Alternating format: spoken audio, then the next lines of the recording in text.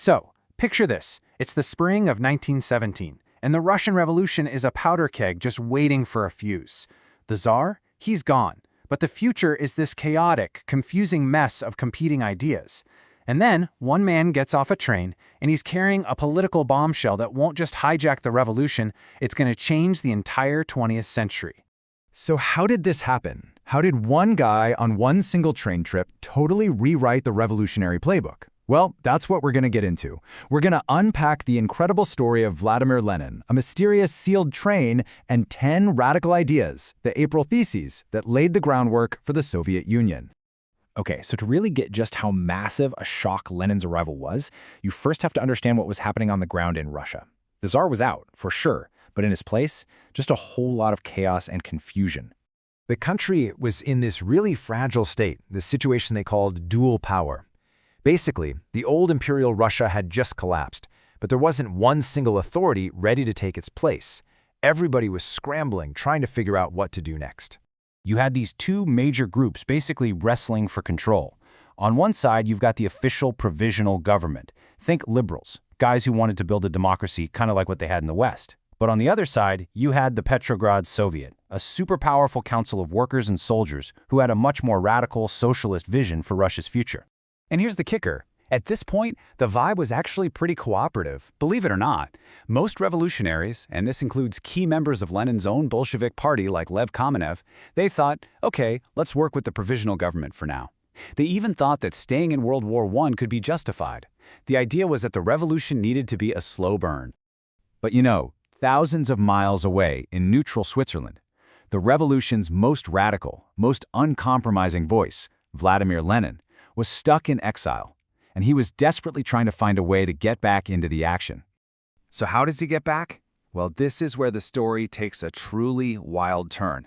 In this massive moment of historical irony, Russia's enemy in the war, Germany, decides to help him out. The Germans basically thought, hey, if we unleash this firebrand Lenin on Russia, he'll stir up chaos, weaken them from the inside, and maybe, just maybe, knock him out of the war for good. So they set him up with transportation on what we now famously call the sealed train. Now, it wasn't literally sealed shut, but the passengers were kept totally isolated while they crossed enemy territory. You gotta see it for what it was. Germany was loading a political weapon onto a train and firing it right into the heart of Petrograd. The journey itself was super tense, super fast. It took him all across Germany, then by ferry to Sweden and through Scandinavia. And finally, on April 16, 1917, after all those years in exile, Lenin steps off the train at Finland Station in Petrograd. And he arrives to a hero's welcome. I mean, there are cheering crowds, all the revolutionary leaders are there to greet him. Everyone's expecting this big message of unity, you know? They think he's going to back their cautious strategy. Well, they got the exact opposite. He doesn't waste a second. Right there, on the platform, he just launches into this fiery speech. And he's not just condemning the provisional government, he's tearing into the very socialists and his own fellow Bolsheviks who came to welcome him home. He's accusing them of betraying the revolution. And then, bam, very next day, he lays out his explosive new plan in the Bolshevik newspaper Pravda. It was a simple, straightforward list of 10 points that would go down in history as the April Theses. Just 10, that's it. But these 10 points, they were a declaration of war on the revolution as it stood, and they were a radical, new blueprint for the future. All right, point number 1, and this was huge, a complete and total break with the provisional government. No support, no cooperation, no compromise. This was a direct attack on the exact strategy that his own party had been following. And this right here, this shows you his ultimate goal. He wasn't interested in building some Western-style democracy. He said that would be a step backwards. Instead, he demanded that all power, and I mean all of it, be handed over directly to the workers' and soldiers' councils, the Soviets. His slogan was simple and powerful: all power to the Soviets. Oh, and he didn't stop there. The theses called for getting rid of the old state completely. The police, the army, the whole bureaucracy. And then for the immediate seizure of the entire economy, taking all the big estates, nationalizing all the land, and putting every single bank under one single Soviet-controlled bank. This was so much more radical than what anyone else was even talking about. So you can imagine this was not just shocking to his political enemies. His own comrades were absolutely horrified.